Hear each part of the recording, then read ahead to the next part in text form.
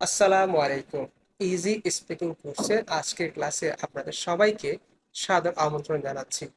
আজকে আমরা পড়ব ক্লাস নাম্বার 22। চলুন প্রথমেই জেনে নেওয়া যাক আজকের ক্লাসে আমরা কি কি শিখব।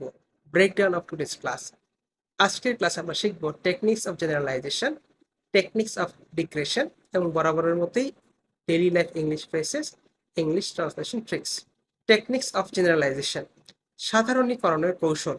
অনুমান নির্ভর কথা বলার কতিপয় এক্সপ্রেশন আছে। যদি কোনো তথ্যের ব্যাপারে নিশ্চিত না থাকেন তবে সেই তথ্যটি বলার আগে আপনারা বলতে পারেন জেনারেলি মানে স্বাভাবিকভাবে, ইন জেনারেল সাধারণভাবে, জেনারেলি স্পিকিং স্বাভাবিকভাবে বলতে গেলে, নর্মালি সাধারণত, বাই অ্যান্ড লার্জ সবকিছু বিচার করে, ইউজুয়ালি স্বাভাবিকভাবে, ফর দ্য মোস্ট পার্ট অধিকাংশ ক্ষেত্রে। অর্থাৎ যখন আপনারা কোথাও বক্তব্য দিবেন বা নিজের মতামত প্রকাশ করবেন এবং সেখানে এমন একটি তথ্য আপনি উপস্থাপন করতে যাচ্ছেন যার ব্যাপারে আপনি নিশ্চিত নয়, সেক্ষেত্রে আপনি আপনার তথ্যটি প্রকাশ করার আগে এই এক্সপ্রেশনগুলো সহযোগিতা নিতে পারেন।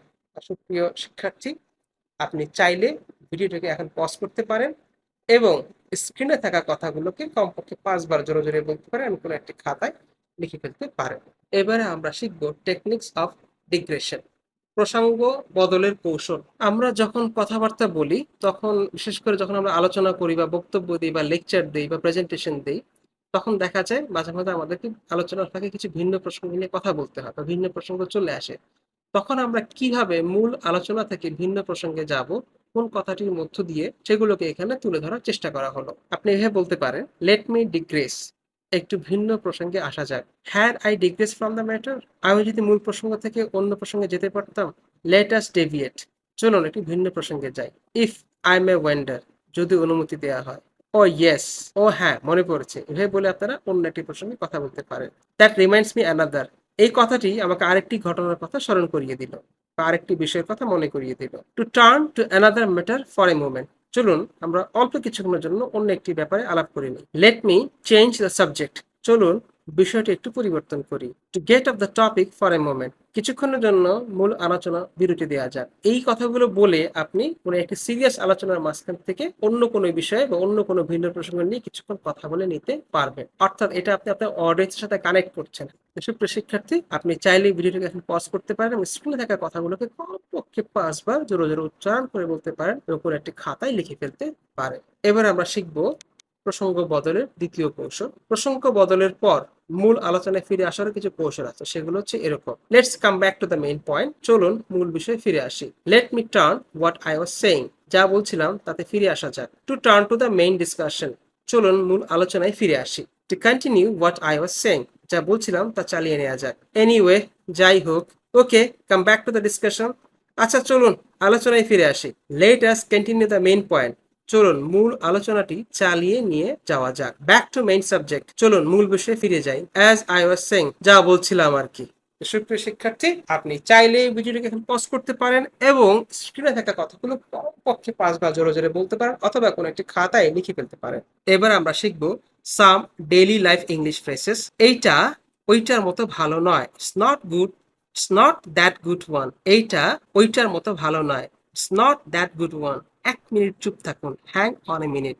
আমি তার মতো নই, I am not like that one. ঠান্ডা হও, কাম ডাউন, কাম আপ।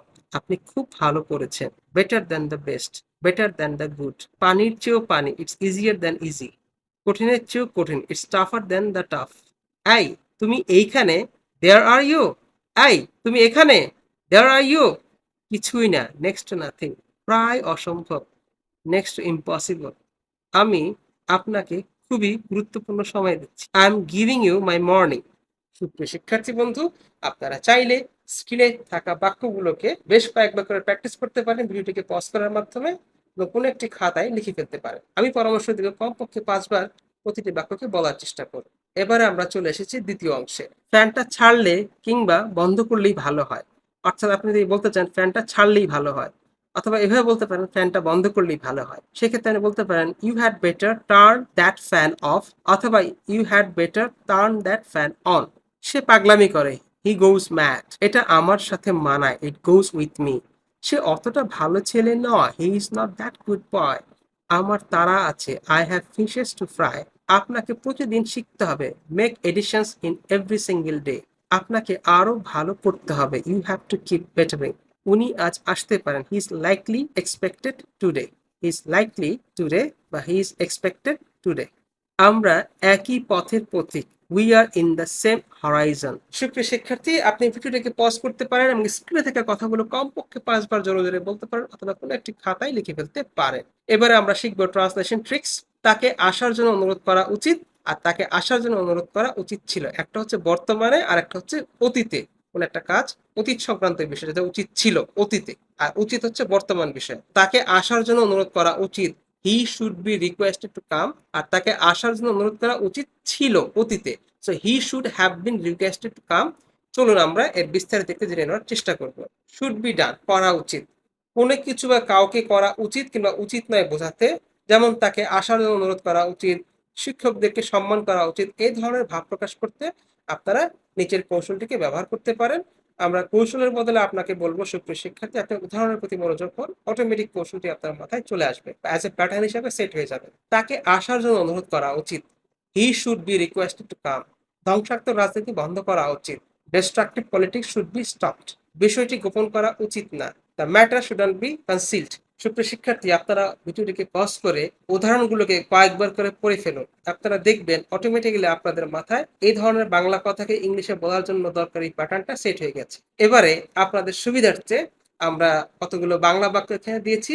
আপনারা চাইলে এই কৌশলটাকে কাজে লাগিয়ে বাংলা বাক্যগুলোকে ইংরেজিতে অনুবাদ করে ফেলতে পারেন। আপনারা ভিডিওটাকে এখানে পজ রাখতে পারেন এবং পরবর্তীতে আপনাদের উত্তরগুলো আমাদের বইয়ে দেওয়া চ্যাপ্টার 22 বা ক্লাস 22 পরে যে উত্তরমালা রয়েছে তার সাথে মিলিয়ে দেখতে পারেন। এবারে আমরা শিখবো করা উচিত ছিল। কোনো কিছু বা কাউকে করা উচিত ছিল কিংবা উচিত ছিল না বোঝাতে, যেমন তাকে আসার জন্য অনুরোধ করা উচিত ছিল, ব্যাপারটি অতিরঞ্জিত করা উচিত ছিল না, এই ধরনের ভাব প্রকাশে আমরা এই কৌশলটিকে ব্যবহার করতে পারি। তাকে আসার জন্য অনুরোধ করা উচিত ছিল, হি শুড হ্যাভ বিন। তাহলে কৌশলটি কি? শুড হ্যাভ বিন, উচিত ছিল অতীতে। যখন অতীতের ব্যাপারে আমরা কথা বলবো তখন আমরা কি বলবো? Should have been, he should have been requested to come. ব্যাপারটি অতিরঞ্জিত করা উচিত ছিল না, the matter shouldn't have been exaggerate. আশা করি আপনারা প্যাটার্নটা বুঝতে পেরেছেন। আমি বলবো সুপ্রিয় শিক্ষার্থী, আপনারা ভিডিওটা পজ করেন এবং স্ক্রিনে থাকা উদাহরণগুলো কয়েকবার করে পড়ুন। তারা দেখবেন অটোমেটিক্যালি একটা প্যাটার্ন আপনাদের মাথায় সেট হয়ে গেছে।